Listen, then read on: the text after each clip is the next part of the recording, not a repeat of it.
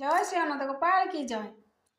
समस्ते कहते भगवान जहाँ करती प्राणीर मंगल पाए ए कथाटी केते दूर युक्तियुक्त ताहा ई सुंदर गपटिया माध्यम आम जापर। थरे राजा ताका सेनापति और पात्र मंत्री सह भ्रमण रे जाइथिले। भ्रमण करू करू कौन सी कारणवशत हाथ पापुलीर बुढ़ा आंगुठी कटिगला। यह देखि सेनापति सांगे सांगे कहले भगवान जहाँ करती प्राणीर मंगल पाए। राजा को तो सहजे कष्ट होउची, पुणी सेनापति एभली वाक्य शुणी राजा खूब जोर रागिगले एवं मंत्री को सांगे सांगे निर्देश देले सेनापति को नहीं कारागार में बंदी करदेवाई। जितेबाला सेनापति कारागार भितर बंदी होती सेतेबाला से हसी हसी कहते भगवान जहाँ करती प्राणीर मंगल पाए। राजा आहरी आश्चर्य हो गले। यहीपरि किछि दिन कटिगला। सेनापति तो बंदी होइकी रहिछंती, तेणु राजा एकुटिया थरे जंगल को शिकार करने गले। शिकार करू करू से जंगल में बाटबणा हो गले।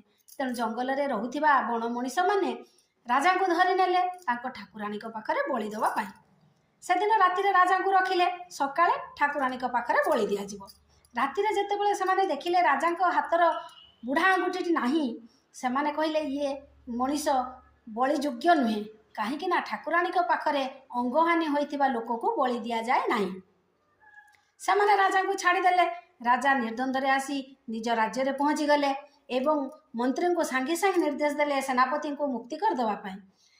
सेनापति को कहले प्रकृत में तुम से दिन जो कथाटी कही भगवान जहाँ करती प्राणीर मंगल पाई, सतरे मंगल पाई। जदि से दिन मो आंगुठी न कटि था ताले हुए तो मुझ जीवन पाई न था। हेले आउ गोटे कथा मु बुझी पारुनी। सांगे सांगे सेनापति कहले कौन कथा कहतु आज्ञा मणिमा। राजा कहले तुम जिते कारागार भितर बंदी हो रहिल सेतबेले पुणी कहल भगवान जहाँ करती मंगल पाई, एथिरे तुमर कौन मंगल है मु जानी पारु नाही। सेनापति मुरुकी हसटिया हसी दे कहले आज्ञा मणिमा, जदि आपण मते बंदी करके न रखि थाते आपण जतेबेले शिकार करबा जाइतिले मते तो सांगरे नेकी जाई थाते। जतेबेले से माने आपणकर अंगहानि होईची देखि थाते तापरे सांगे सांगे मते नहीं बलि देई देई थाते। तेणु आपण मते कारागार रे रखिथिबारु मो आज जीवन रे बंची रही पारली।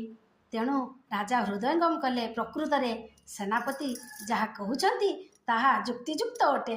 भगवान जहाँ करते प्राणीर मंगल पाए। जय श्री अनंत गोपाल की जय।